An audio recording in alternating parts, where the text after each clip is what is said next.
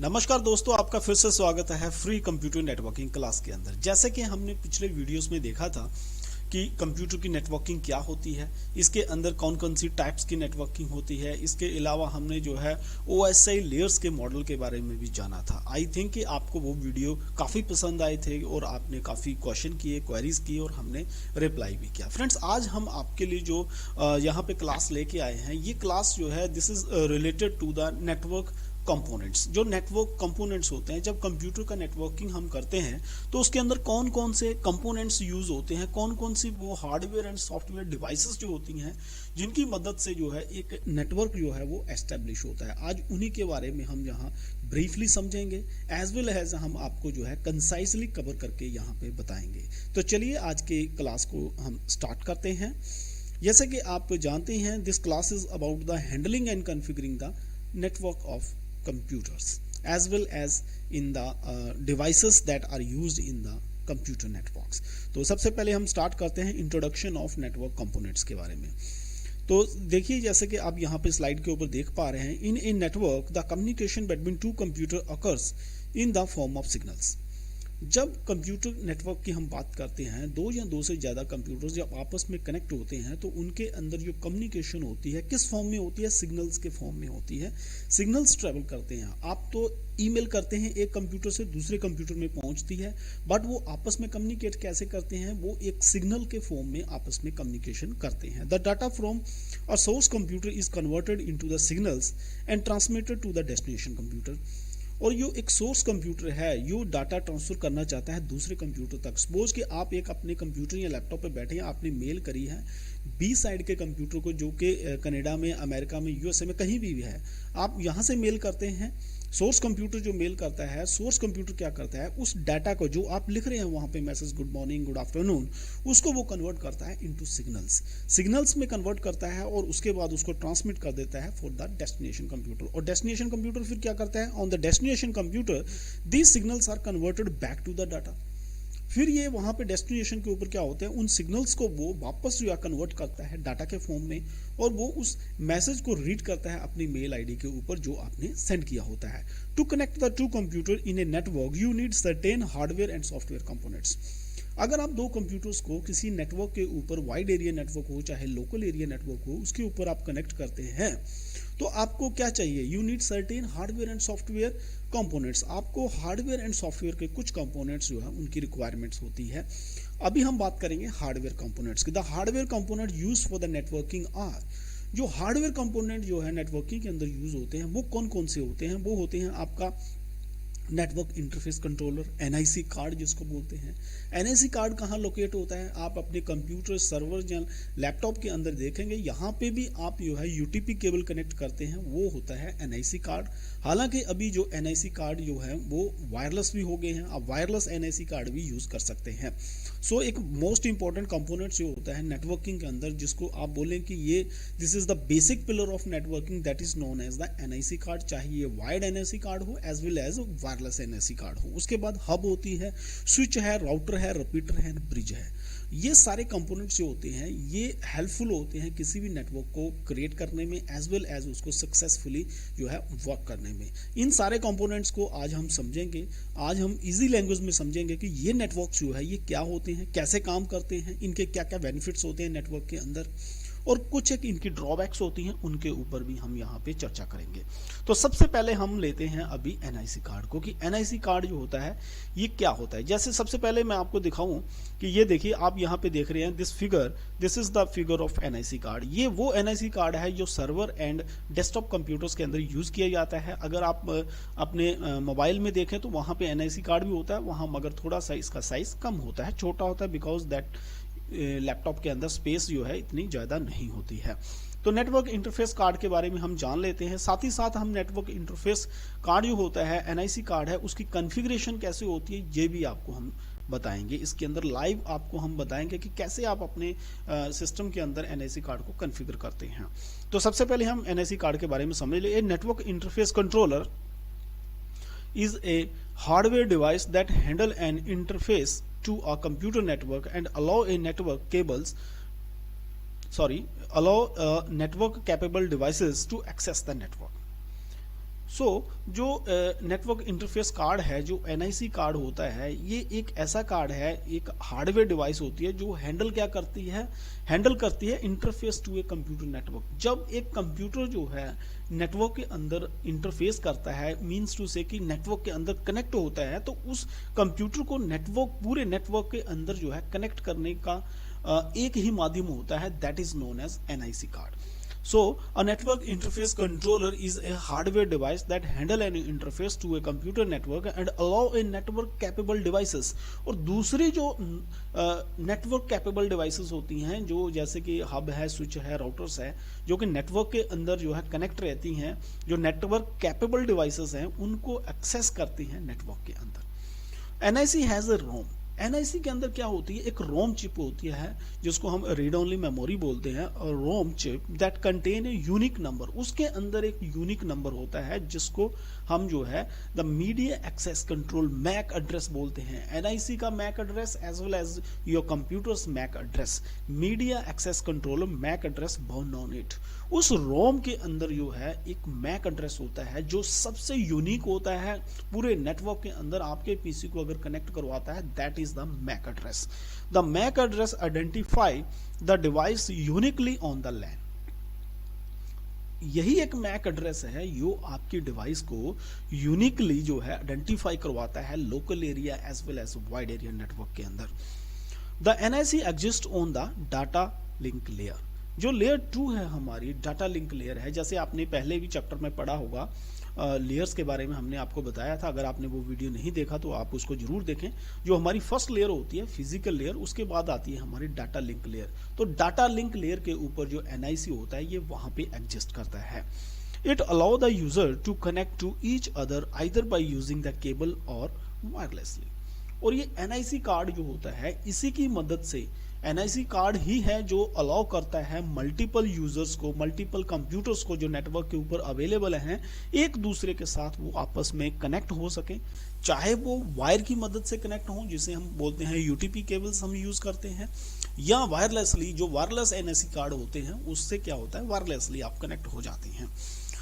ये कौन अलाउ करता है, ये एनआईसी कार्ड की मदद से ही अलाउ होता है। अभी हम बात करते हैं कॉन्फ़िगरेशन ऑफ लैन कार्ड या NIC card. Friends, NIC card को कॉन्फ़िगर करना जो है बहुत ही इजी है।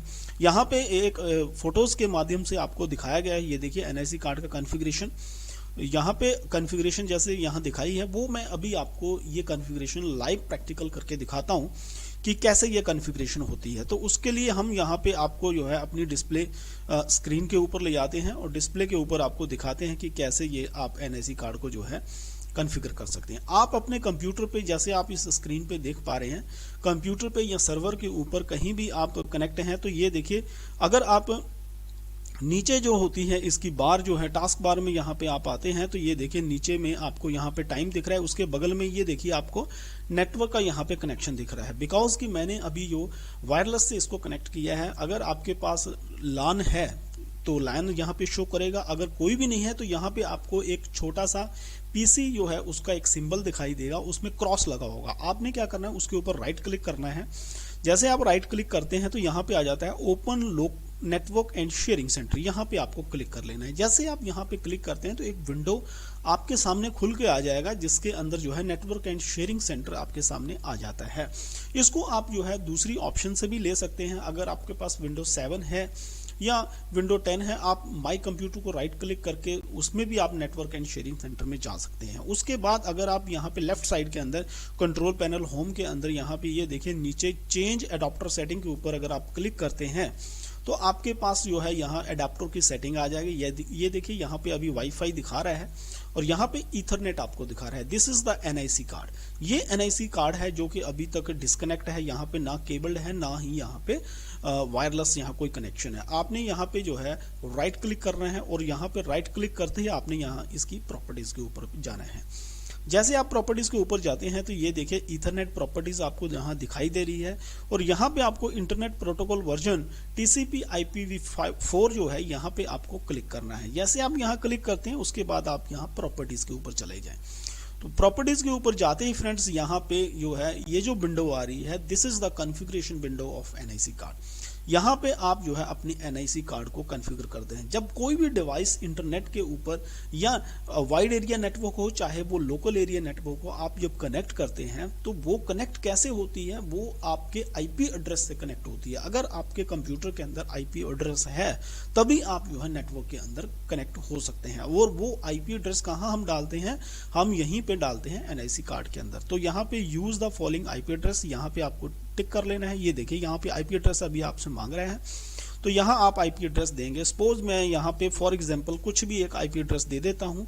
ये IP एड्रेस एक्चुअली वो देना होता है जिस नेटवर्क के अंदर जो यहाँ पे जो ISP होता है, इंटरनेट सर्विस प्रोवाइडर होता है, जो आपको IP एड्रेस देता है वो यहाँ पे आपको डालना होता है। वो class A, class B, class C whatever वो हो सकता है, वो ही आपने डालना है। यहाँ पे मैं आपको एक फॉर एग्जाम्पल IP एड्रेस डाल के दिखाता हूँ।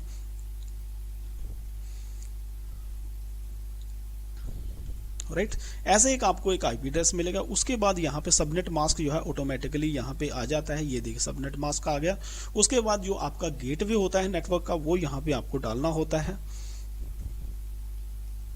राइट, ये मैं यहाँ पे गेटवे डाल देता हूँ। उसके बाद यहाँ पे DNS सर्वर होता है, डोमेन नेम सर्विसेज जो होती है वो यहाँ पे आपको डालना होता है। जैसे फॉर एग्जाम्पल यहाँ पे मैं डाल देता हूँ। राइट, ये देखिए। उसके बाद अल्टरनेट DNS जो होता है आपके सिस्टम का, वो आपको यहाँ पे सर्वर का डालना होता है।